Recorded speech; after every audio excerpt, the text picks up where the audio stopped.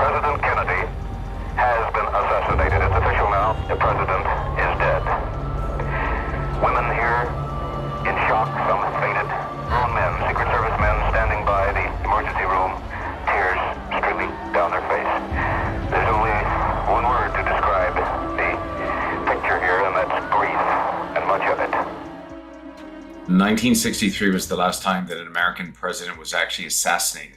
There have been attempts since, but on that day in Dallas, the president was riding. While riding in an open motorcade with his wife through downtown Dallas, gunshots suddenly rang out. He was struck and rushed to a nearby hospital where he was pronounced dead.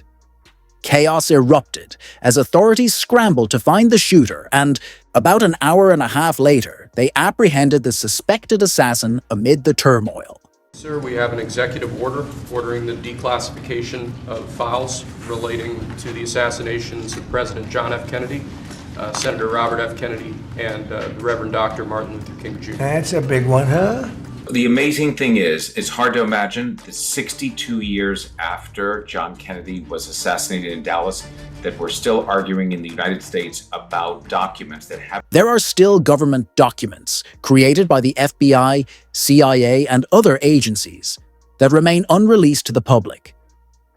The American people have the right to know what their government knows about this case, and many of these sealed records should have been made public decades ago. The secrecy is one of the main reasons so many people remain suspicious about what really happened. Donald Trump has previously called for the release of these files, and many have been waiting for years, even decades, to see them. Since the assassination, millions of documents have been declassified, with 99% now available. However, during Trump's first term and Biden's presidency, not all remaining files were released, though thousands of pages were made public. Now, only about 3,000 pages remain classified. Looking at the documents released over the last several years, one question repeatedly arises. Why were these kept secret in the first place? Often, they contain the names of long-deceased CIA agents, outdated intelligence-gathering methods, or station locations from 60 years ago. It's absurd that these files are still being withheld, not because they contain sensitive information that foreign adversaries like the Soviets or Cubans don't already know, but because bureaucrats within the CIA and other agencies insist on keeping them classified without a valid reason. A lot of people are waiting for this for years, for decades. The Kennedy family itself is divided on the issue, just like any group of people, where some believe in a conspiracy, while others think it was the act of a lone assassin. Even within the family, there is no unanimous agreement. Robert F. Kennedy Jr. believes that not only was his uncle, President John F. Kennedy, killed as part of a secret state plot, but that his father, Robert Kennedy, who was assassinated in 1968, was also the victim of a similar nefarious government conspiracy. He extends this suspicion to the assassination of Dr. Martin Luther King Jr., the civil rights leader who profoundly shaped the movement in America and was also killed in 1968. RFK Jr. remains deeply skeptical of the official narrative surrounding all of these assassinations. John F. Kennedy settles into office as the 35th President of the United States, the youngest man and the first Roman Catholic ever elected to the office. I've always said that if there were two shooters in Dallas that day in 1963, only one of them hit their target. The only confirmed shots came from behind, fired by Lee Harvey Oswald, a 24-year-old former Marine sharpshooter. Just months earlier, he had attempted to assassinate an Army general, and on that fateful day, he used his own rifle to strike President Kennedy. Ballistic tests have confirmed this beyond doubt, excluding every other firearm in the world. If there was another shooter present, they either didn't fire or missed entirely.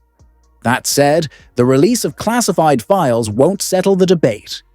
America will remain divided on this case, and one major reason is what happened just 48 hours after Oswald's arrest, who was murdered while in police custody. The man who shot him, Jack Ruby, seemed like a character straight out of a Hollywood mafia movie and nightclub owner with ties to the underworld. When I first began investigating the case in the early 90s, I believed there was a conspiracy, largely because of Ruby's killing of Oswald.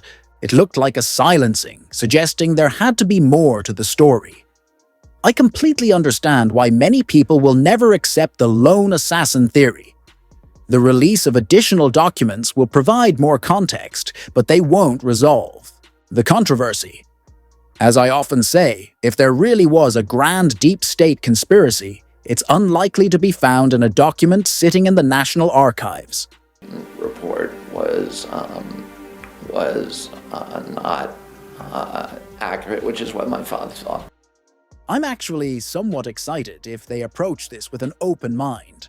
We'd all love to see the Epstein notebooks or uncover more about what Epstein might have had. COVID-19 remains a heavily debated topic, and if they can make real progress on issues like the lab leak theory, that would be fantastic. As for 9/11, I wrote a book called Why America Slept, and I've always been suspicious of Saudi involvement, not necessarily at the government level, but among senior royals. I believe there's still important material to be uncovered on that front. So, in areas like Epstein, COVID origins, and 9/11, there's significant ground to cover. However, as Representative Luna recently pointed out, the first item on their agenda will be the JFK assassination. Personally, I think 9/11, the Epstein files, and other pressing matters might deserve even more immediate attention. But hey, what do I know? We'll be conducting investigations into the following: the assassinations of JFK, RFK, and Dr. Martin Luther King, unidentified aerial phenomena, also known as UAPs, unidentified submerged objects, also known as USOs, the Epstein client list, the origins of COVID-19, and the 9/11 files.